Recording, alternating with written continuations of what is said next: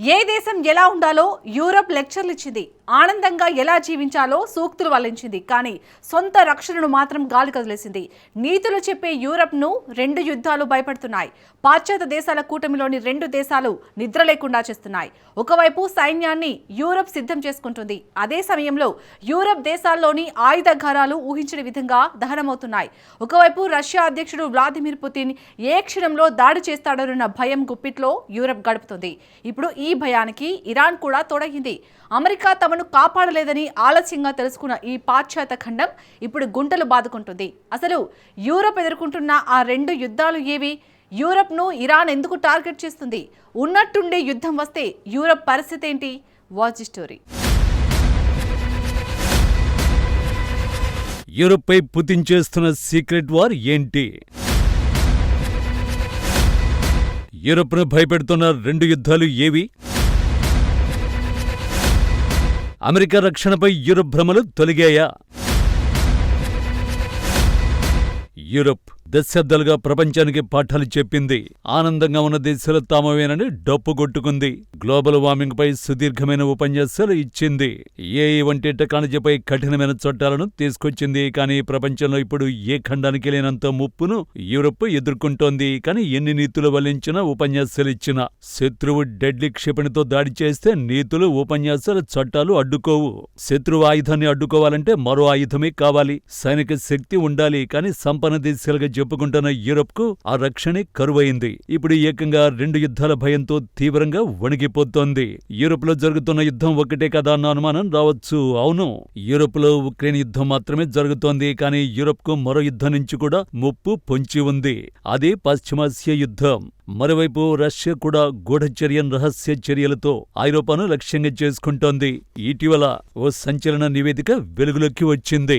దాని ప్రకారం ఐరోపాలోని పలు ఆయుధ కర్మాగారాల్లో విచిత్రమైన రీతిలో వరుస ప్రమాదాలు చోటు చేసుకుంటున్నాయి.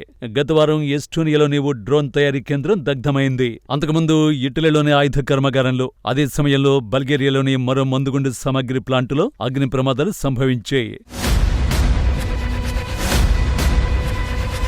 మార్చిలో చెక్ రిపబ్లిక్ లోని ఆయుధ ఫ్యాక్టరీ కూడా తగలబడింది. నెలకు 3 చొప్పున వరుసగా జరిగిన ఈ ప్రమాదాల వెనుక ఒకే ఒక్క అంశం ఉంది. ఈ ప్లాంట్లన్నీ ఉక్రెయిన్ కు సైనిక సామగ్రిని సరఫరా చేస్తున్నవే. ఇవన్నీ కేవలం ప్రమాదవశాత్తు జరిగిన సంఘటనలంటే నమ్మడం కష్టం. వీటి వెనుక ఒక సీక్రెట్ నెట్వర్క్ ఉందనే అనుమానాలు బలపడుతున్నాయి. రష్యానే ఈ కుట్రలకు ఒడిగడుతోందని పాశ్చాత్య నిఘా వర్గాలు అనుమానిస్తున్నాయి. ప్రస్తుతం వీటిపై విచారణ కొనసాగుతోంది. అయితే 2024 నాటి ఒక ఘటనలో దర్యాప్తు వేగవంతమైంది. లిథువేనియాలోని ఒక రేడియో పరికరాల తయారీ కర్మాగారంపై దాడి జరిగింది. ఈ సంస్థ ఉక్రెయిన్ సేవలకు పరికరాలను సరఫరా చేసేది. ఈ దాడికి సంబంధించి 6 విదేశీయులపై లిథువేనియా దర్యాప్తు చేస్తోంది. రష్యానే ఈ దాడికి ఆదేశించిందని ఆరోపించింది. ఇది నిజమైతే సైనిక ఘర్షణ లేకుండానే వెనుక నుంచి దెబ్బతీసే రష్యా గ్రే జోన్ వ్యూహాలకు ఇది స్పష్టమైన నిదర్శనం. ఐరోపా కర్మాగారాలపైకి రష్యా నేరుగా క్షిపణులను ప్రయోగించడం లేదు. నింద తమపై పడకుండా రహస్యంగా తెర వెనుక కుట్రలతో తమ పని కానిచ్చేస్తుంది. కానీ ఇరాన్ కథ అలా కాదు. అది పూర్తిగా వేరే తరహా ప్రమాదం. యూరోప్లోని ప్రాంతాలను, ప్రత్యేకించి అక్కడున్న అమెరికా సైనిక స్థావరాలను లక్ష్యంగా చేసుకోవాలని తెహ్రాన్ ప్లాన్లు వేస్తున్నట్టు నివేదికలు వెల్లడిస్తున్నాయి. అసలు యూరోప్లోని అమెరికా స్థావరాలపై ఇరాన్ ఎందుకు కన్నేసింది? పశ్చిమాసియాలో అమెరికా చేస్తున్న యుద్ధానికి ఐరోపా దేశాలు సహకరిస్తున్నాయని ఇరాన్ ఆరోపిస్తోంది. ఉదాహరణకు బల్గేరియాని తీసుకోండి. గత నెలలో తమ ఎయిర్ బేస్ లో అమెరికా విమానాలకు ఇంధనం నింపుకోవడానికి అనుమతినిచ్చింది. ఈ చర్యను తమపై జరిగిన దాడిగా ఇరాన్ భావిస్తోంది. అందుకే ప్రతీకారం తీర్చుకోవడానికి ప్రణాళికలు వేస్తోంది. తమ తదుపరి దాడులు మరింత తీవ్రంగా, విస్తృతంగా ఉంటాయని తెహ్రాన్ ఇప్పటికే వార్నింగ్ ఇస్తోంది. అంటే యూరోప్లోని సైనిక స్థావరాలను ఇరాన్ టార్గెట్ చేసే అవకాశాలు లేకపోలేదు. ఇప్పుడు ఇక్కడ రెండు కీలకమైన ప్రశ్నలు ఉత్పన్నమవుతున్నాయి. మొదటి ప్రశ్న, యూరప్పై ఇరాన్ దాడులు అస్సలు సాధ్యమేనా? ఇరాన్ కంత సామర్థ్యం ఉందా? రెండో ప్రశ్న, ఒకవేళ ఇరాన్ దాడులు చేస్తే యూరప్ ఎలా స్పందిస్తుంది? నిజానికి ఇరాన్ వద్ద ఖండాంతర క్షిపణులు ఉన్నట్లు ఇప్పటి వరకు ఆధారాలు లేవు. ఇరాన్ క్షిపణుల గరిష్ఠ పరిధి 3000 కిలోమీటర్లు మాత్రమే. అంటే పశ్చిమ ఐరోపా దేశాలు ఇరాన్ మిస్సైళ్ల పరిధికి అవతలే ఉన్నాయి. గ్రీస్, బల్గేరియా వంటి ఆగ్నేయ ఐరోపాలోని కొన్ని దేశాలు మాత్రమే ఇరాన్ క్షిపణి పరిధిలోకి వస్తాయి. ఆయా దేశాలన్నింటికీ నాటో ఎయిర్ డిఫెన్స్ డిఫెన్స్ వ్యవస్థల రక్షణ ఉంది. అయితే ఇరాన్ వద్ద ఇతర ప్లాన్లు కూడా ఉన్నాయి. ఈ ఏడాది ప్రారంభంలో టర్కీ సైప్రస్లను లక్ష్యంగా చేసుకుని ఇరాన్ డ్రోన్ల దాడికి దిగింది. టోకీపై జరిగిన దాడి ప్రమాదవశాత్తు జరిగిందని ఇరాన్ చెప్పింది. సైప్రస్ పై మాత్రం దాడి చేశామని ఇరాన్ స్పష్టం చేసింది. సైప్రస్లో బ్రిటన్ సైనిక స్థావరం ఉన్నది. ఆ స్థావరాన్ని లక్ష్యంగా చేసుకున్నట్టు తెహ్రాన్ వెల్లడించింది. అయితే యూరప్ దేశాలపైన డ్రోన్లతో ఇరాన్ దాడికి దిగుతోందా? ఒకవేళ నిజంగా యూరప్పై ఇరాన్ దాడికి దిగితే సంతోషించే మొదటి వ్యక్తి డొనాల్డ్ ట్రంప్. ఎందుకంటే ఇరాన్ చేసే దాడులు పశ్చిమాసియా యుద్ధంలోకి యూరప్ను కూడా లాగుతాయి. ట్రంప్ చాలా కాలంగా కోరుకుంటున్నది సరిగ్గా ఇదే. వ్యూహాత్మకంగా చూస్తే ఐరోపాపై దాడి చేయడంతో ఇరాన్కు పెద్దగా ఒరిగేదేమీ ఉండదు. అయినప్పటికీ కొన్ని దేశాలు ముందస్తుగా సిద్ధమవుతున్నాయి. గ్రీస్ తమ పేట్రియాట్ ఎయిర్ డిఫెన్స్ వ్యవస్థను క్రెట్ దీవికి తరలిస్తోంది. అక్కడ నాటోకి చెందిన అత్యంత కీలకమైన సైనిక స్థావరం ఉంది. ఇది ఒక విస్తృతమైన ప్రశ్నను లేవనెత్తుతోంది. ముఖ్యంగా అమెరికా సహాయం లేకుండా యూరప్ ఒంటరిగా యుద్ధం చేయగలదా? దీనికి సంక్షిప్త సమాధానం నో.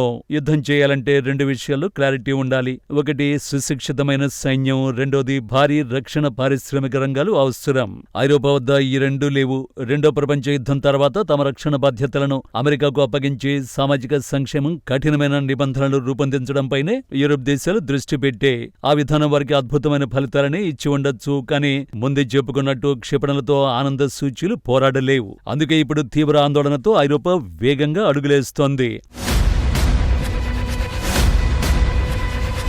ఇటీవల కాలంలో దాదాపు అన్ని యూరప్ రాజధానుల నుంచి ఒకే సందేశం వినిపిస్తోంది. యూరప్ తనను తాను రక్షించుకోవడం నేర్చుకోవాలని నినదీస్తోంది. ప్రస్తుత పరిస్థితులు ఇచ్చిన షాక్ థెరపీ వల్ల కొన్ని హద్దులు దాటిపోయినట్టు అంచనా వేస్తోంది. తమపై ఎవరు దాడికి సాహసించనంత బలంగా యూరప్ సిద్ధమవ్వాలని స్వీడన్ ప్రధాని వుల్ఫ్ క్రిస్టెన్సన్ పిలుపునిచ్చాడు. యూరప్ దేశాలు సొంత సైనిక బలాన్ని పెంపొందించుకోవాలని క్రిస్టెన్సన్ వాదించాడు. శత్రువుల దూకుడును అడ్డుకోవడానికి అవసరమైతే యుద్ధానికి కూడా సిద్ధంగా ఉండాలన్నాడు. శతాబ్దాలుగా స్వీడన్ పరిసర ప్రాంతాలకు రష్యా నుంచి ముప్పు పెరుగుతోందని ఇప్పుడు కళ్లారు చూస్తున్నామని క్రిస్టెన్సన్ తెలిపారు. యూరప్ సొంత సైనిక సామర్థ్యాలను, రక్షణ వ్యయాన్ని పెంచుకోవాలని పిలుపునిచ్చారు. అయితే స్వీడన్ ప్రధాని పిలుపు వెనుక ఉన్న ప్లాన్ ఏంటి? మొదటి భాగం యూరప్ రక్షణ వ్యయాన్ని గణనీయంగా పెంచడం. గతేడాది ఐరోపా రక్షణ వ్యయం $48,700 కోట్ల. అంతకుముందు ఏడాదితో పోలిస్తే 20% ఎక్కువ. ఈ ఏడాది ఆ వ్యయం $53,000 కోట్ల ఎగబాగుతుందని అంచనా. అంటే మరో 9% రక్షణ వ్యయం పెరుగుతుందన్నమాట. 2030 నాటికి ఏకంగా ఈ బడ్జెట్ను $93,300 కోట్ల పెంచాలని యూరప్ ప్లాన్ వేస్తోంది. అంటే అమెరికా రక్షణ బడ్జెట్తో సమానంగా తమ రక్షణ వ్యయాన్ని పెంచుకోవాలని యూరప్ ప్రయత్నిస్తోంది. ఇక రెండో భాగం సైనిక బలాన్ని పునర్నిర్మించడం. ఐరోపా వ్యాప్తంగా సైన్యాల పరిమాణం పెరుగుతోంది. ప్రస్తుతం జర్మనీకి 186,000 మంది యాక్టివ్ సైనికులు ఉన్నారు. 13 ఏళ్ల తర్వాత తొలిసారి జర్మనీ భారీగా సైన్యాన్ని పెంచింది. యూరోప్లో మరో కీలక దేశం ఫ్రాన్స్ కూడా తమ సైనిక బలాన్ని మరింత వేగంగా పెంచుతోంది. ప్రస్తుతం ఆ దేశానికి 47,000 మంది సైనికులు ఉన్నారు. 2030 నాటికి వారి సంఖ్యను 1,00,000కు చేర్చాలని ప్యారిస్ ప్లాన్ వేసింది. 74,000 మంది సైనికులున్న నెదర్లాండ్ తమ బలగాలను 2,00,000 మందికి పెంచే పనిలో పడింది. మరోవైపు కొన్ని దేశాల్లో నిర్బంధ సైనిక సేవల కాలాన్ని పొడిగిస్తున్నారు. డెన్మార్క్ లో 4 నెలలు మాత్రమే సైనిక సేవలు ప్రతి పౌరుడు అందించాల్సి ఉండేది. ఇప్పుడు దాన్ని 11 నెలలకు పెంచింది. దీన్ని బట్టి యూరప్ వ్యాప్తంగా ఒక అత్యవసర పరిస్థితి, తీవ్ర ఆందోళన స్పష్టంగా కనిపిస్తున్నాయి. దశాబ్దాలుగా తమను అమెరికా కాపాడుతుందనే ధీమాతో యూరప్ ఉండేది. కానీ ఇప్పుడు ఆ నమ్మకం క్రమంగా కోల్పోతోంది. ఉచితంగా లబ్ధి పొందే ధోరణిని ఏమాత్రం సహించమని యూరప్ కు వాషింగ్టన్ వార్నింగ్స్ ఇస్తోంది. ఈ పరిణామాలన్నీ యూరప్ రక్షణ రంగంలో భారీ మార్పులను సూచిస్తున్నాయి. నాటో దేశాలకు ట్రంప్ విశ్వసనీయత పరీక్షలను పెడుతున్నాడు. గ్రీన్లాండ్ ఆక్రమణ వార్నింగ్స్, ఉక్రెయిన్ కు మద్దతు ఉపసంహరణ వంటి ట్రంప్ నిర్ణయాలు ఐరోపాను డేంజర్లో పడేశాయి. అందుకే రక్షణ వ్యూహాలను త్వరితగతిన మార్చుకోవాల్సిన అత్యవసర పరిస్థితి ఐరోపాకు ఏర్పడింది. అయితే ఈ వ్యూహాత్మక మార్పు సక్సెస్ అవుతుందన్న గ్యారంటీ లేదు. ఎందుకంటే మనం మాట్లాడుతున్నది ఒకే దేశం లేదా ఒకే ప్రభుత్వం గురించి కాదు. ఐరోపా సమాఖ్య అనేది 27 విభిన్న దేశాలు, ప్రభుత్వాల కలయిక. ఇందులోని ప్రతి దేశానికి వేర్వేరు ప్రాధాన్యతలు ఉన్నాయి. యూరోప్లో అమెరికా సైనిక ప్రభావాన్ని మరికొంతకాలం కొనసాగించాలని పోలాండ్, జర్మనీ వంటి దేశాలు కోరుతున్నాయి. ఎందుకంటే తమ సొంత రక్షణ వ్యవస్థలను నిర్మించుకోవడానికి టైం కావాలి. కానీ ఫ్రాన్స్ వంటి దేశాలు మాత్రం వేగంగా అడుగులు వేయాలని భావిస్తున్నాయి. అమెరికా ఆధిపత్యం నుంచి బయటపడడానికి, స్వేచ్ఛాయుతమైన నిర్ణయాలు తీసుకోవడానికి ఇదొక మరొక గొప్ప అవకాశంగా ఫ్రాన్స్ చూస్తోంది. ఐరోపాలోని విచిత్రమైన వాస్తవం ఇదే.